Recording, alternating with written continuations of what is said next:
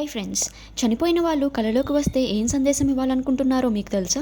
చనిపోయిన వాళ్ళు వాళ్ళ యొక్క సంవత్సరికం లేదా వర్ధంతి రోజు దగ్గరికి వస్తున్నప్పుడు ఎక్కువగా కల్లోకి వస్తారు. మనిషి చనిపోయాక ఆత్మ 16 భయానక నరకాలను దాటి చివరికి యమరాజు ఉండే సభకు చేరుకుంటుంది. మనిషి చేసిన పాపాల ప్రకారం ఒక్కో నరకంలో ఒక్కొక్క రకంగా చిత్రహింసలు అనుభవిస్తూ ఉంటాడు. కానీ సంవత్సరానికి ఒక రోజు, అంటే వాళ్ళు చనిపోయిన వర్ధంతి రోజున భూలోకానికి వెళ్లే అనుమతి దొరుకుతుంది.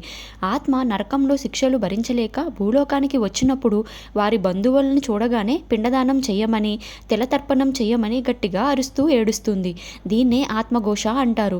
కలలోకి వచ్చి ఇండికేషన్ ఏమిస్తారంటే, నాకు నీళ్లు వదలండి, నాకు పిండదానం చెయ్యండి, నేను వైతారి నదిని దాటి నరకద్వారాన్ని దాటి బయటకు రావాలనుకుంటున్నాను, మీ చేతుల ద్వారా నాకు మోక్షాన్ని కలిగించండి అని దాని సందేశం. మీలో ఎంతమందికి ఇలా చనిపోయిన వాళ్ళు కల్లోకి వస్తున్నారో కమెంట్ రూపంలో మెన్షన్ చేయండి. అలానే ఇలాంటి మరిన్ని ఇంట్రెస్టింగ్ వీడియోస్ కోసం మన ఛానల్ని లైక్ చేసి సబ్స్క్రైబ్ చేసుకోండి.